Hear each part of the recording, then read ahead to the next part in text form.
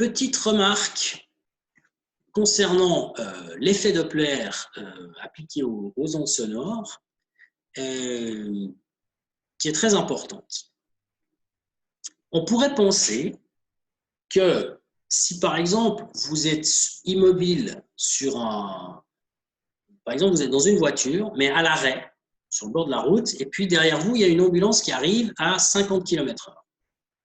Le fait qu'elle roule à 50 km/h et que vous avez une vitesse nulle, va déformer votre perception de la fréquence à cause de l'effet Doppler. Donc, vous n'allez pas recevoir la même fréquence que celle qui est émise par l'ambulance qui roule. Imaginons maintenant la situation inverse. C'est l'ambulance qui est arrêtée au bord de la route, avec la sirène qui tourne, et puis vous vous approchez de cette ambulance aussi à 50 km/h. Eh bien, on pourrait imaginer que la situation est identique. On pourrait appliquer ce qu'on attribue à Einstein, qui est de dire tout est relatif, finalement, que nous, on approche d'une ambulance à 50 km/h, ou que ce soit l'ambulance qui approche de nous, c'est la même chose. Alors, en termes de vitesse, effectivement, c'est la même chose. Mais par contre, en termes d'effet Doppler, il se trouve que ce n'est pas la même chose. On ne peut pas inverser le récepteur et l'émetteur. La déformation ne va pas être la même, en fait, la déformation de la perception du son. Elle va aller dans le même sens. C'est-à-dire que on va aussi entendre une fréquence plus élevée dans les deux cas de figure, mais pas plus élevée de la même quantité. Donc, je vais vous démontrer ça dans cette première remarque qu'il y a ici. Je vais vous le démontrer par calcul avec un exemple aussi. Donc, j'ai écrit ici, l'effet Doppler ne se produit pas de la même manière si c'est l'émetteur ou si c'est le récepteur qui se déplace. C'est-à-dire qu'on ne peut pas simplement les intervertir. On ne peut pas les inverser. Ce n'est pas aussi simple que ça. Si un émetteur se déplace à une vitesse V dans la direction d'un récepteur qui est immobile, donc ça veut dire, le cas de figure que vous avez ici, c'est un cas de figure comme ceci. Vous avez un émetteur qui se déplace à une certaine vitesse VE dans la direction d'un récepteur qui, lui, est immobile. Voilà le cas de figure. La fréquence perçue par ce dernier, c'est-à-dire par le récepteur, n'est pas la même que si c'est le récepteur qui se déplace à une vitesse V dans la direction d'un émetteur immobile. Alors, deuxième cas de figure. Donc, le deuxième cas de figure, je vais le faire en vert ici. Donc, vous avez cette fois le récepteur, ici, qui se déplace à une certaine vitesse, qui est la vitesse du récepteur, en direction d'un émetteur qui est immobile. Donc, ça veut dire que VE égale 0. Bien, moi, je vous dis, alors, dans les deux cas de figure, ce que je n'ai pas précisé, c'est qu'on considère ici que la vitesse de l'émetteur ou la vitesse du récepteur, c'est la même. Donc, effectivement, VE égale VR égale, on va l'appeler V de notre calcul. C'est le V que vous avez ici. Eh bien, la situation n'est pas la même. Ici, vous allez avoir l'émetteur qui va envoyer le son à une fréquence F, qui va être perçu à une fréquence F' par le récepteur, tandis qu'ici, l'émetteur il va envoyer le son à une fréquence F, qui va être reçu à une fréquence F seconde. Et le but de ce qu'on va faire maintenant, c'est de voir si, en fait, F', est-ce qu'il est égal à F seconde? F' égale F seconde? C'est ça la question qu'on se pose. Et moi, je vous donne déjà la réponse, non, F' n'est pas égal à F seconde. Ce n'est pas la même chose. Donc, on va le prouver. Alors, comment est-ce qu'on fait pour prouver tout ça? Eh bien, considérons ici, à titre d'exemple, que l'émetteur ou le récepteur se déplace à une vitesse de 40 mètres par seconde et que l'onde émise, elle est de 2000 Hz. Donc, on va calculer la fréquence reçue dans un cas de figure, F', puis l'autre, F seconde, et puis on va voir si, dans les deux cas, on a la même valeur. Alors, dans le premier cas, en fait, je devrais peut-être pas tout effacer. Hein. Je vais voir si j'arrive à le récupérer. Ouais, j'arrive. Hein. Donc voilà, je vais effacer juste ce qu'il faut. Hein. Donc ça, je vais... Voilà, ça. Voilà, ça, je vais effacer. Ça, j'ai pas besoin. Hop, voilà. Et ça, le schéma, je vais le garder. Donc, dans le premier cas, c'est-à-dire le cas que j'ai dessiné en rouge, eh bien, donc dans le premier cas, on a ici, l'émetteur s'approche du récepteur immobile. L'émetteur, ici, s'approche du récepteur immobile. Donc, si vous appliquez la formule de l'effet Doppler, la formule de l'effet Doppler, elle est plus haut. Hein. Donc, qu'est-ce qu'on peut dire? On peut dire que la vitesse de l'émetteur ici, c'est la vitesse V qui est 40 mètres par seconde, de notre exemple, et le récepteur il est immobile, donc VR égale 0. Donc, comme on a un émetteur qui s'approche du récepteur, donc on a E qui va dans la direction de R.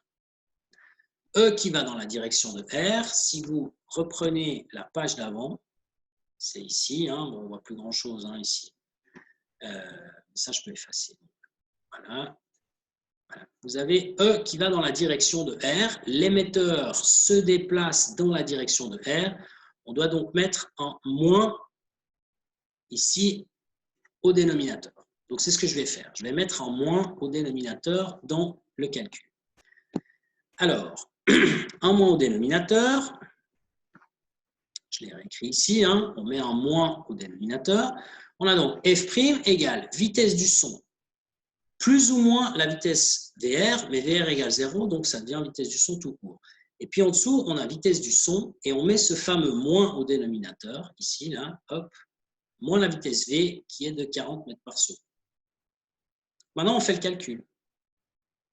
Alors, ce calcul revient à faire 340 mètres par seconde pour la vitesse du son, qui apparaît ici et là, moins V, donc moins 40, hein, je vous rappelle que cette vitesse c'est 40 mètres par seconde, et le tout fois une fréquence de 2000 ici. Et donc, si vous faites le calcul, vous trouvez comme réponse que f' est égal à 2267, à peu près, hein, j'ai un petit peu arrondi, 2267 Hz. Donc, vous voyez que f' ici, hein, on peut dire que la fréquence f', elle est plus grande que la fréquence f. Ça, c'est ce qu'on a toujours vu. Vous êtes arrêté sur le bord de la route, vous avez l'ambulance qui arrive, vous entendez la fréquence plus élevée que ce qu'elle est en réalité. Alors maintenant, donc je vais juste noter ça en jaune ici. Là, on a obtenu que f' est plus grand que f, la valeur étant 2267. Alors maintenant, regardons l'autre cas de figure, en vert. Donc, dans le cas de figure en vert, qu'est-ce qui se passe?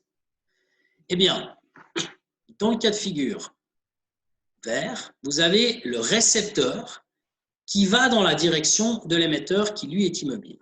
Donc, dans ce second cas, le récepteur s'approche de l'émetteur, va dans la direction, hein, donc on a R qui va vers E, ici, qui lui est immobile. Hein. L'émetteur, là, vous voyez, l'émetteur ici, il est immobile. Donc, VE égale 0.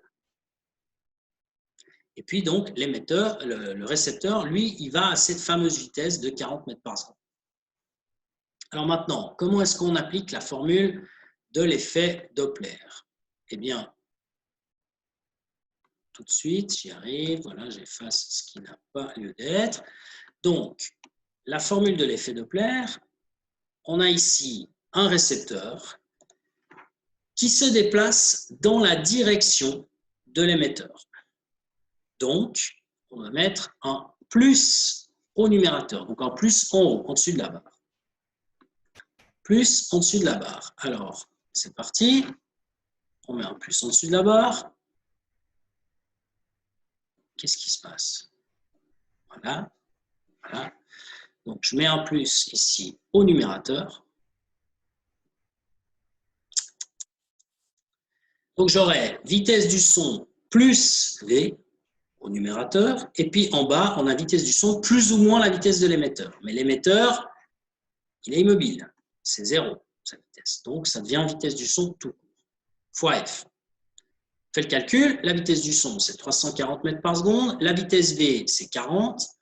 Et puis, la fréquence émise, c'est toujours les 2000. Donc, a priori, on ne sait pas si on obtient la même déformation de vitesse, donc de fréquence. Pardon. Donc, c'est pour cette raison que je l'ai appelé f seconde ici.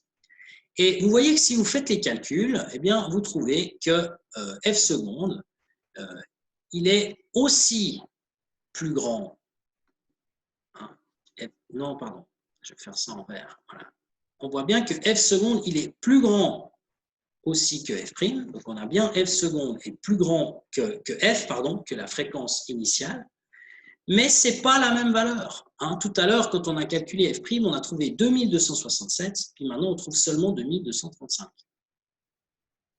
Donc, on a aussi le même genre de phénomène. Hein. On a effectivement ici que f seconde est plus grand que f. Donc, on a ces deux conclusions. F' est plus grand que f, f seconde est plus grand que f. Donc, ça va dans le même sens, la déformation. Mais par contre, d'après les calculs, on voit bien que f seconde est différent de f. C'est ce que j'ai écrit ici. On voit bien que les fréquences perçues, f' et f seconde, sont différentes. Ce qui confirme le fait qu'on ne peut pas intervertir les deux situations. Donc, un émetteur qui se déplace à une certaine vitesse en direction d'un récepteur fixe, ce n'est pas la même chose que si c'est le récepteur qui se déplace vers l'émetteur fixe, même si c'est la même vitesse. Donc, c'est la raison pour laquelle il faut vraiment bien réfléchir à comment on applique cette règle que vous voyez ici, hein, ces règles hein, pour l'effet Doppler. Voilà, donc vous avez la fameuse formule de l'effet Doppler ici pour les ondes sonores, avec les règles, comment se comporte l'émetteur, comment se comporte le récepteur. Tout ça, il faut bien y réfléchir parce que justement, on ne peut pas inverser les choses comme on vient de le voir dans le calcul ici.